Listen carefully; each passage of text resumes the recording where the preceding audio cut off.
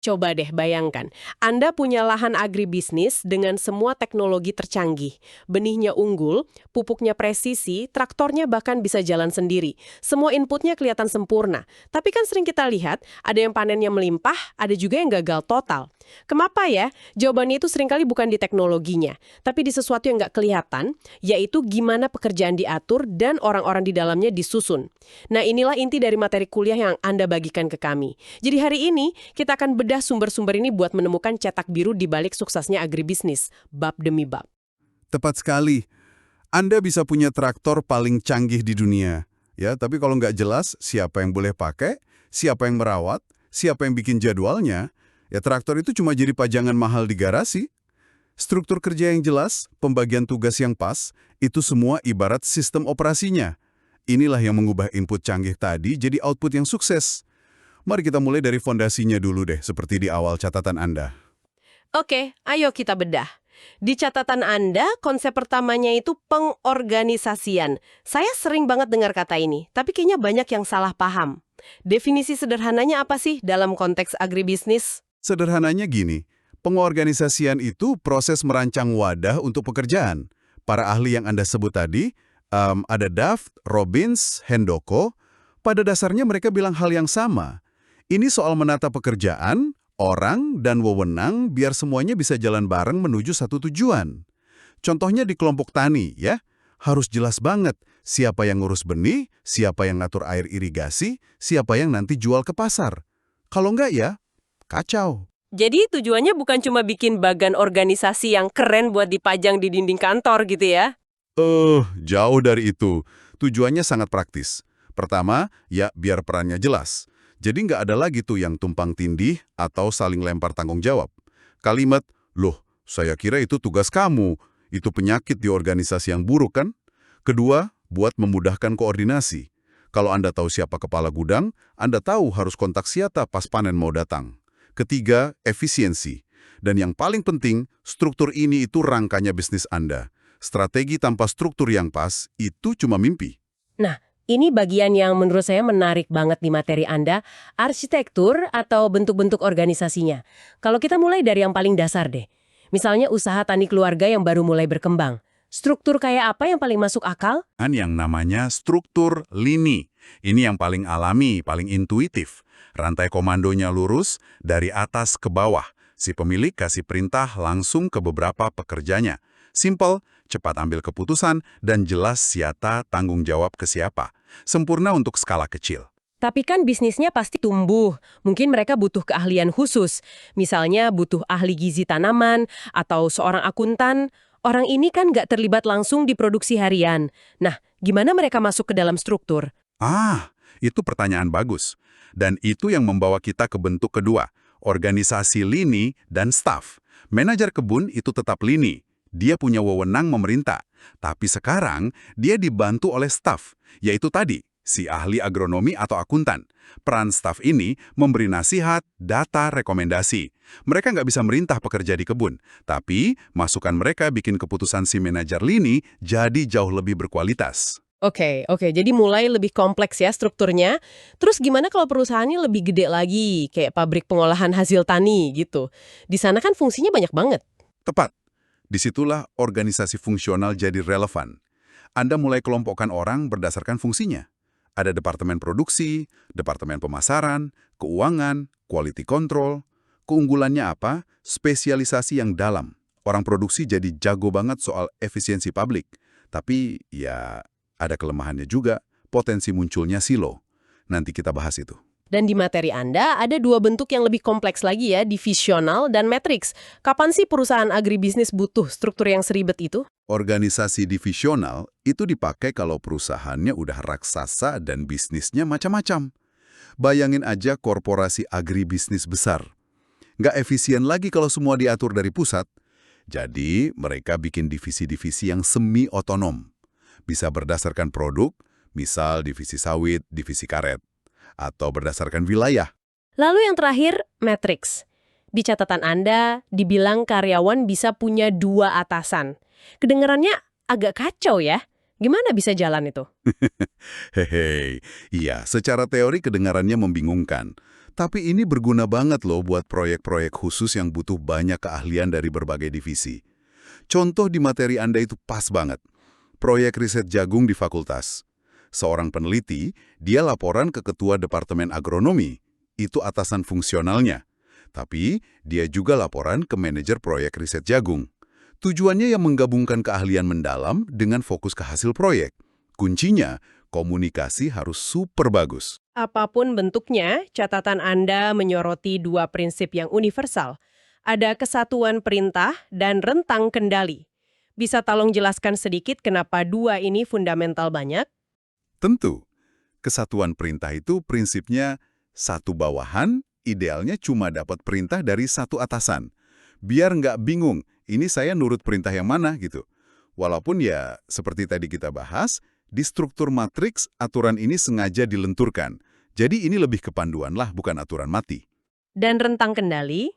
Kalau rentang kendali itu soal berapa banyak bawahan yang bisa diawasi satu manajer secara efektif. Nggak ada angka pastinya. Kalau kerjaannya rutin di satu tempat, satu mandor bisa awasi 20 orang. Tapi di kebun sawit yang luas dan terpencar, satu supervisor mungkin cuma efektif pegang 5-7 orang. Rentang kendali yang terlalu lebar, itu resep pasti buat pengawasan jadi jelek. Oke, jadi setelah kita punya kerangka besarnya, langkah selanjutnya di materi Anda itu departementasi. Tadi Anda pakai analogi bagus, kalau organisasi itu bangunan, ini proses bikin kamar-kamarnya. Betul sekali. Ini proses mengelompokkan kegiatan yang sejenis ke dalam satu unit, biar gampang dikelola. Dasar pengelompokannya bisa macam-macam, tergantung strategi perusahaannya. Yang paling umum, ya, berdasarkan fungsi, produksi, pemasaran, SDM. Tapi di agribisnis, kayaknya pilihannya lebih banyak ya. Catatan Anda menyebutkan beberapa? Benar, bisa berdasarkan produk atau komoditas, ini umum banget. Jadi ada departemen sawit, departemen karet. Bisa juga berdasarkan wilayah, misalnya area operasi Kalimantan sama area Sumatera. Kan tantangannya beda. Ada juga yang unik, berdasarkan pelanggan. Bayangin perusahaan kopi, mereka bisa punya unit khusus buat melayani kafe-kafe specialty dan unit lain buat pasar retail. Bahkan bisa berdasarkan proses kerja di pabrik. Ini semua kedengerannya sangat rapi ya. Tapi tadi Anda sempat singgung soal silo. Emang itu masalah segede apa sih? Oh, itu masalah besar. Silo itu terjadi waktu tiap departemen jadi terlalu fokus sama targetnya sendiri, lupa kalau mereka itu satu tim. Contoh klasiknya nih, pemasaran bikin promo besar-besaran jus jeruk, tapi nggak ngobrol dulu sama produksi. Hasilnya, permintaan meledak, tapi pasokan jeruk dari kebun nggak siap, pelanggan kecewa, reputasi anjlok. Itu kegagalan koordinasi gara-gara silo. Kasus Dinas Perkebunan X di materi Anda kayaknya contoh bagus buat mengatasi masalah ini ya. Bisa kita bedah lebih dalam. Mereka jadi ahli banget di bidangnya masing-masing. Tapi waktu tuntutan pemerintah ganti, jadi isu lintas komoditas kayak keberlanjutan, nah struktur ini jadi penghalang. Program sawit berkelanjutan jadi susah dikoordinasikan sama program kakao berkelanjutan. Rumahnya beda-beda. Jadi, apa yang mereka lakukan? Mereka restrukturisasi, bukan lagi per komoditas, tapi berbasis fungsi strategis. Mereka bikin misalnya bidang pengembangan komoditas yang ngurus semua. Dan ada bidang pengelolaan lingkungan yang juga ngurus isu keberlanjutan buat semua komoditas. Perubahan ini memaksa mereka buat kerja bareng. Contoh tadi menarik, karena di dalamnya pasti ada yang ambil keputusan dan ada yang kasih masukan teknis. Nah, ini kan di catatan Anda disebut sebagai wewenang lini dan staf. Ini sering bingung kan? Sering sekali. Kuncinya ada di jenis wewenangnya. Posisi lini kayak manajer kebun, itu punya wewenang komando. Mereka bisa bikin keputusan dan kasih perintah. Kalau staf, kayak staf ahli agronomi, wewenangnya itu memberi saran. Mereka penasehat. Masukan mereka penting banget, tapi keputusan akhir tetap di tangan si lini. Batasan ini harus jelas. Selain itu, ada juga yang namanya panitia. Kapan sih kita perlu bikin panitia? Yang keresannya kan rapatnya lama, daripada kasih tugas ke satu orang aja. Anda butuh panitia kalau masalahnya terlalu kompleks buat dipikirin satu kepala. Panitia itu memungkinkan ada banyak sudut pandang. Keputusannya jadi lebih matang dan lebih gampang diterima karena banyak pihak yang terlibat dari awal. Contohnya ya panitia panen raya itu. Ada orang produksi, gudang, logistik, pemasaran. Biar semua sinkron. Contoh panitia pengembangan produk olahan kakao di Fakultas Pertanian di materi Anda juga pas banget ya. Tepat. Coba bayangkan, kalau cuma dosen agronomi yang bikin produk itu, mungkin biji kakonya sempurna, tapi bisa jadi proses pengolahannya nggak efisien atau pasarnya nggak ada. Dengan melibatkan dosen teknologi hasil pertanian dan agribisnis, rancangannya jadi kuat dari hulu ke hilir. Masing-masing bawa keahliannya. Tapi ada risikonya juga kan? Kebanyakan panitia bisa bikin organisasi jadi lambat. Tentu saja, kuncinya pakai panitia dengan bijak. Pakai untuk keputusan strategis yang dampaknya besar. Jangan pakai panitia buat mutusin hal-hal operasional harian yang butuh cepat. Kalau tiap masalah kecil dirapatkan, ya lumpuh organisasinya. Ini nyambung ke topik selanjutnya yang penting banget, delegasi. Saya sering dengar, tapi banyak manajer yang salah kaprah. Mikirnya cuma lempar kerjaan. Bedanya apa sih antara nyuruh orang sama mendelegasikan secara efektif menurut sumber Anda? Nggak bisa didelegasikan. Akuntabilitas akhir. Kalau bawahan yang Anda delegasikan gagal, sebagai atasan, itu tetap tanggung jawab Anda. Nggak bisa bilang, bukan salah saya. Jadi apa aja sih unsur-unsur delegasi yang baik biar nggak jadi bumerang? Materi Anda menggarisbawahi beberapa hal. Pertama, tugasnya harus jelas. Tolong urus pemasaran, itu nggak jelas. Tolong buat kampanye medsos untuk produk X dengan target Y. Nah, itu baru jelas. Kedua, wewenang yang memadai. Kalau nyuruh beli pupuk, ya kasih akses ke anggarannya. Ketiga, dukungan. Kasih info, kasih pelatihan. Dan terakhir, sistem umpan balik. Studi kasus UMKM Kopi Aroma Rimba di catatan Anda ini contoh kegagalan delegasi yang sempurna. Coba kita bedah deh. Pemiliknya nyuruh staf muda urus pemasaran online. Instruksinya cuma, pokoknya penjualan naik 2 kali lipat. Nah, kita analisis ya. Pertama, tugasnya nggak jelas. Urus pemasaran online itu apa? Terlalu luas. Kedua, wewenangnya nggak ada. Stafnya nggak dikasih anggaran iklan. Ketiga, dukungannya nol. Nggak ada data, nggak ada pelatihan. Hasilnya, gampang ditebak. Stafnya frustrasi. Penjualan nggak gerak. Dan yang paling parah, si pemilik bikin kesimpulan yang salah. Wah, pemasaran online nggak efektif buat saya. Jadi harusnya gimana sih pemilik? Harusnya dia duduk bareng, tentukan target yang spesifik. Yuk, kita coba fokus di Instagram dulu 3 bulan. Kasih wewenang, ini anggaran 1 juta sebulan buat coba iklan. Kasih dukungan, ini data pelanggan kita. Tiap Jumat kita review bareng ya. Nah, kalau gitu, ini bukan lagi beban. Ini jadi kesempatan belajar buat si staff dan kesempatan bisnis buat tumbuh. Oke, jadi kita sudah punya cetak birunya atau organizing, sudah tahu juga cara memberdayakan tim di dalamnya lewat delegasi. Tapi semua itu percuma kalau bangunannya diisi orang yang salah. Ini membawa kita ke bagian akhir materi Anda, penyusunan pegawai atau staffing. Tepat. Staffing itu fungsi manajemen buat memastikan tiap posisi diisi orang yang tepat dan kompeten. Ini proses yang jalan terus, bukan cuma pas rekrutmen. Di sumber Anda dibagi jadi 3 tahap besar yang sangat logis. Tahap pertama, memperoleh. Ini lebih dari sekedar pasang iklan lowongan kan? Jauh lebih dari itu. Mulainya dari perencanaan. Kita butuh posisi apa sih? Lalu rekrutmen. Bisa dari dalam atau luar. Terus seleksi yang ketat. Di agribisnis, seleksinya bisa spesifik banget. Buat operator traktor canggih, tesnya bukan cuma wawancara. Tapi ya simulasi langsung di lapangan. Setelah orangnya dapat, tahap kedua, Memajukan. Ini isinya apa aja? ini soal pengembangan.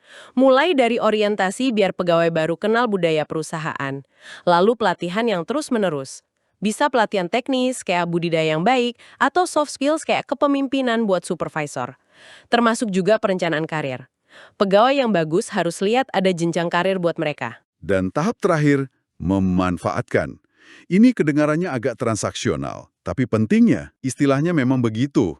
Tapi intinya soal optimalisasi. Menempatkan orang di posisi yang pas. Mendesain pekerjaan biar nggak monoton. Dan yang krusial, evaluasi kinerja yang adil. Tantangan khas di pertanian, yaitu mengelola tenaga kerja musiman pas panen raya dan tenaga kerja tetap. Kasus perusahaan sayuran Fresh Green ini benar-benar menggambarkan kekuatan staffing yang strategis. Awalnya mereka punya masalah mutu dan pengiriman yang nggak konsisten. Betul. Dan mereka nggak cuma nyuruh karyawan kerja lebih keras. Mereka melakukan intervensi staffing.